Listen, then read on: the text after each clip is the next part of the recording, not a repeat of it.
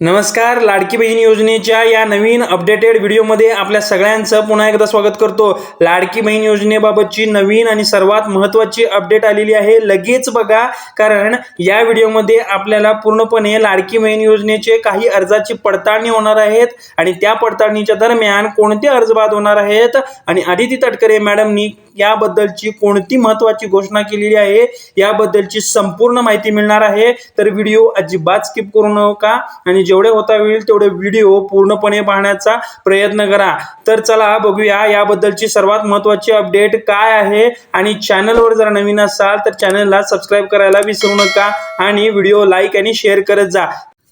तर बघा, मुख्यमंत्री माझी लाडकी बहीण योजनेसंदर्भातील महिला व बाल विकास मंत्री ज्या अदिती तटकरे यांनी नवीन भाष्य केले. काय केले बघा, अदिती तटकरे यांनी मुख्यमंत्री माझी लाडकी बहीण योजनेसंदर्भातील शासन निर्णयात कोणताही बदल केला जाणार नाही असं स्पष्ट सांगितलंय. आणि ज्या महिलांचं उत्पन्न हे 2.5 लाखांपेक्षा कमी असेल त्यांना मुख्यमंत्री लाडकी बहीण योजनेचा पूर्णपणे लाभ मिळेल असं अदिती तटकरे यांनी स्पष्ट केलेलं आहे. आणि काही अर्जांची आता आम्ही पडताळणी प्रक्रिया सुरू करत आहोत असं देखील त्यांनी अदिती तटकरे मॅडमनी म्हटलेलं आहे. बरोबर. तर बघा, लाडक्या बहिणींनो, जी लाडकी बहीण योजनेची जी प्रक्रिया आहे ती चालूच राहणार आहे आणि जी पडताळणीची प्रक्रिया आहे त्यांनी ती आता सुरू केलेली आहे. नवीन अर्ज जे भरायचे आहेत ते सुद्धा आपण लवकरच भरायला सुरुवात करूया असंही त्यांनी म्हटलेलं आहे. बरोबर. चला मग बघूया पुढं. अदिती तटकरे यांनी राज्य मंत्रिमंडळाच्या बैठकीनंतर संवाद साधला. त्यांनी काय म्हणलं त्या संवादामध्ये, हे बघा, मुख्यमंत्री माझी लाडकी बहीण योजनेबाबतची जे काही तक्रारी आल्या होत्या. बरोबर. काय तक्रारी आल्या होत्या? जे आधार कार्डचं मिसमॅच तक्रारी जास्त होत्या. बरोबर. आधार कार्ड मिसमॅचच्या तक्रारी आल्या होत्या. त्याचप्रमाणे काय आलं होतं, बँक खात्यावरील नाव आणि आधार कार्डवरील जे नाव आहे ते त्यांची जी माहिती होती ती जुळत नसल्यामुळे ज्या लाडक्या बहिणींची ती माहिती जुळत नाही त्या लाडक्या बहिणींच्या योजनेचे हे पैसे मिळालेले नाहीत असं त्यांनी म्हटलेलं आहे. बरोबर.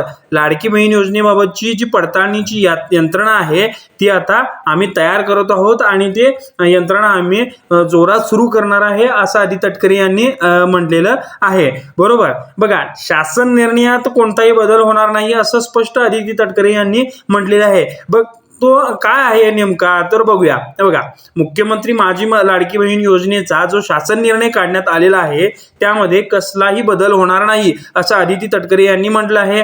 ज्यांचं उत्पन्न 2.5 लाखापेक्षा कमी असेल त्यांनाच या योजनेचा लाभ मिळणार आहे असं त्यांनी म्हटलेलं आहे. बरोबर. काही महिलांकडून ऑनलाईन अर्ज आणि ऑफलाईन अर्ज आले होते. काही महिलांचं लग्न नंतरचे जे स्थलांतर देखील झालं आहे त्यांच्याबद्दल काय म्हटले ते पण बघूया. बघा, 4 चाकी वाहनं ज्यांच्या नावावर असतील आणि तरी देखील त्यांनी अर्ज केला असेल त्यांच्या नावांचा शोध घेण्यासाठी परिवहन विभागाकडून आता माहिती घेतलेली आहे असं देखील अदिती तटकरे मॅडमनी म्हटलेलं आहे. बघा, आधार कार्ड आणि बँकेतील नावात तफावत असल्यास ते अर्जदार पात्र असणार नाहीत असे अदिती तटकरे यांनी म्हटलेलं आहे. बघा, डिसेंबरची रक्कम 1500 रुपयाप्रमाणेच 2100 रुपये कधी मिळणार हेही तुमचा महत्त्वाचा प्रश्न आहे. बरोबर.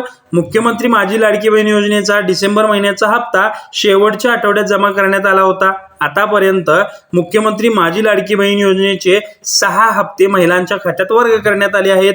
म्हणजेच आतापर्यंत महिलांच्या खात्यात किती 9,000 रुपये जमा करण्यात आले आहेत. बरोबर.